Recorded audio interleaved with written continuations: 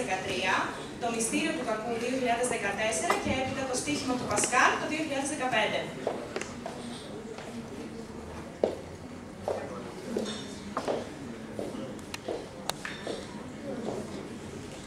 Καλησπέρα σας. Θέλω με τη σειρά μου να ευχαριστήσω τον Ερευνητικό Οργανισμό Ελλήνων και το φιλόξενο χώρο εδώ που μας φιλοξενεί για την απόψινή βραδιά, καθώς επίσης και την πρωτότυπη ιδέα να συγκροτηθεί εδώ μια βιβλιοθήκη που προηγουμένως έριξα μια ματιά και είδα ότι είναι αρκετά καλή και ικανοποιητική, αλλά οπωσδήποτε πρέπει να εμπλουτιστεί. Και πρέπει όλοι μας να συμβάλλουμε προς αυτή την κατεύθυνση. Ο καθένας με τον τρόπο. Εγώ από τη δική μου πλευρά, από το δικό μου μετερίζιο όπως λέγεται, έχω φέρει κάποια από τα βιβλία μου. Βέβαια είναι, ας το πούμε, λίγο άκομψο να μιλάει κανείς για τον εαυτό του, για το έργο του κλπ. Αλλά, εν πάση περιπτώσει, αφού γίνεται μια αυτοπαρουσίαση, πρέπει να πούμε δύο λόγια για το έργο το οποίο έχω μέχρι τώρα αυτή τη στιγμή παραγάγει και τι σκοπεύω για το μέλλον. Εγώ βασικά είμαι δοκιμιογράφος. Είναι μια φόρμα λόγου που δυστυχώς δεν καλλιεργείται στην Ελλάδα τόσο πολύ. Ο λόγος είναι ότι το δοκίμιο, όπως το λέει και η λέξη, έχει να κάνει με τη δοκιμή, με την απόπειρα δηλαδή διατύπωσης απόψεων και σκέψεων πάνω στο ορισμένα θέματα. Αυτό απαιτεί αφενός με μια διανοητική προσπάθεια, σκέψη, απαιτεί όμως και την κατάλληλη γνώση και κρίση για να μπορέσει κανείς να διατυπώσει κάποιες απόψεις πάνω σε κάποια θέματα, χωρίς να τα εξαντλεί τα θέματα αυτά, αλλά βάζει τον αναγνώστη στη διαδικασία να σκεφτεί. Έτσι, βασικά μου έργα είναι το στοίχημα του Πασκάλ. Ο Πασκάλ που ήταν ένας μεγάλος διανοητής Γάλλος, ο οποίος έθεσε ένα στοίχημα μέσα στις σκέψεις του. Οι σκέψεις του είναι πάρα πολλές. Το βασικό του βιβλίο είναι οι σκέψεις του Πασκάλ, όπως λέγονται, οι στοχασμοί. Και έθεσε ένα στοίχημα για να προκαλέσει την σκέψη του αναγνώστη ή του οποιοδήποτε σκεπτομένου ανθρώπου πάνω στο πιο κορυφαίο ζήτημα, στην ύπαρξη του Θεού. Το στοίχημα του Πασκάλ λέει απλά το εξής πράγμα. Λέγει Θεός υπάρχει ή δεν υπάρχει, δεν μπορούμε να ξέρουμε λέει, και να αποφασίσουμε με τη θέλησή μας, διότι ο Θεός είναι άειλο ον εξορισμού, εμείς είμαστε σαρκικά υλικά όντα. Άρα λοιπόν θα πρέπει να αποφασίσουμε. Με τι κριτήριο όμως να αποφασίσουμε, και μας έδινε μια τρικλοποδιά κατά κάποιο τρόπο. Μας λέει στοιχηματίστε ότι υπάρχει Θεός. Εάν υπάρχει και κερδίζετε, κερδίζετε τα πάντα. Αρμονική σχέση με τον Θεό και με τον συνάνθρωπο, αιώνιες ευλογίες. Εάν δεν υπάρχει και χάσετε, δεν χάνετε τίποτα. Διότι έτσι κι αλλιώς θα ζήσετε 70-80 χρόνια και τελειώνει. Συνεπώς, στοιχηματίστε ότι υπάρχει Θεός.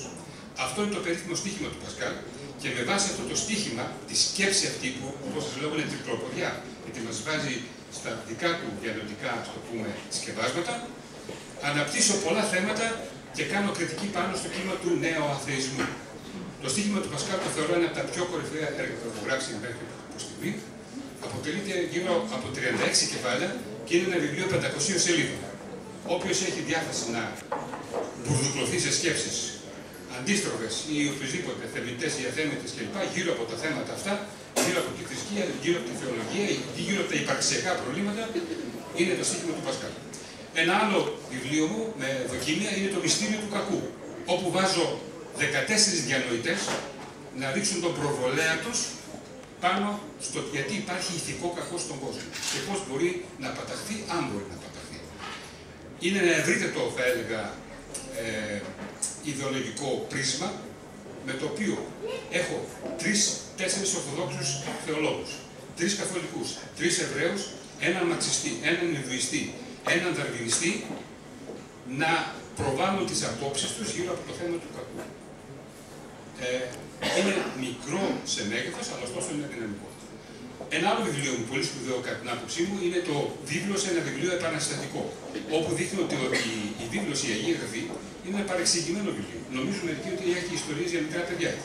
Κατά την άποψή μου, η Βίβλος είναι ένα βιβλίο επαναστατικό, γιατί έχει πρωτότυπες επαναστατικές ιδέες που όταν πρωτοδιατυπώθηκαν ακόμα δεν είχαν διατυπωθεί τόσο πολύ ή στον βαθμό που διατυπώθηκαν ή με τον τρόπο που διατυπώθηκαν από άλλους διανοητές. Η αρχαία Ελλάδα ήταν δοξασμένη για τη φιλοσοφία της. Ωστόσο και οι αρχαίοι Εβραίοι στοχαστές, προφήτες, τον 7ο αιώνα, τον 8ο αιώνα, τον 15ο αιώνα, και αυτοί είχαν πρωτοποριακές ιδέες για τη δικαιοσύνη, την ισονομία, για την ύπαρξη ενός υπερτάτου όντως, την δημιουργία εκ του μηδενός, την ευθύγραμμη πορεία της ιστορίας και πολλά άλλα πράγματα τα οποία δεν είναι του παρόν να σας αναπτύξω. Και φυσικά υπάρχει και ένα άλλο βιβλίο μικρό, όπου έχω έναν διάλογο μεταξύ τριών φιλοσόφων, που το ονομάζω Ανεξαιρέτητος Θεός. Αυτό το έχω φέρει εδώ, όπως και το βίβλος βιβλίο επαναστατικό, τα οποία τα γνωρίζω πάνω στη βιβλιοθήκη. Όποιος θέλει μπορεί να τα δει μετά και να τα διαβάσει. Το Ανεξαιρέτητος Θεός έχει το εξής θέμα. Γιατί αν υπάρχει ένας δίκαιος πανάγραφος Θεός και παντογέναμος, επιτρέπει στη φύση να γίνονται σεισμοί, τσουνάμι, τυφώνες κλπ. Γιατί δεν τα σταματά αυτά τα πράγματα τα οποία έχουν σχέση με τη φύση, την οποία φύση δημιουργήσει ο ίδιος. Βάζω λοιπόν τρεις συνομιλητές. Ο ένας έχει απορίες. Ο δεύτερος είναι σοφός και δίνει απαντήσεις. Και ο τρίτος είναι αγνωστικιστής και τη στιγμή που αυτοί πάνε να βρουν λύσεις, τους χαλάει την σούπα και αρχίζει και προβάλλει αντιρρήσεις. Οπότε αυτοί αρχίζουν το διάλογο, φεύγει ο αγνωστικιστής, ο σκεπτικιστής και ολοκληρώνουν τη σκέψη τους γύρω από το θέμα γιατί υπάρχει κακό στη φύση. Το γιατί υπάρχει κακό στην κοινωνία το εξετάζω στο μυστήριο του κακού. Εν πάση περιπτώσει, για να μην σας κουράσω, γιατί λίγο τα θέματα κάπως βαθιά φιλοσοφικά, έχω να πω ότι υπάρχουν και πιο απλά έργα, όπως είναι το Ανάμεσα σε δύο αιώνες, που έχω δοκίμια πάνω στα διάφορα κοινωνικά θέματα. Και υπάρχει και ένα παλιότερο βιβλίο μου εδώ, το Φως εξ Ανατολής, όπου δείχνω ότι πολλά πράγματα προέρχονται από την αρχαία Ανατολή, από τη Σουμερία, Βαβυλώνα, Αίγυπτο, φτάνοντας προς την Ελλάδα. Ξεκινώ από την Ελχεβουάνα, την αρχαιότερη ποιήτρια του κόσμου, και καταλήγω στην Αποκάλυψη του Ιωάννη. Αυτό είναι το Φως εξ Ανατολής, με δοκίμια. Βέβαια, έχω γράψει και ποίηση και έχω φέρει εδώ μια ποιητική μου συλλογή, την Μέθεξη, όπου έχω τέτοια ποίηματα μεταφυσικού περιεχομένου και διάφορα άλλα.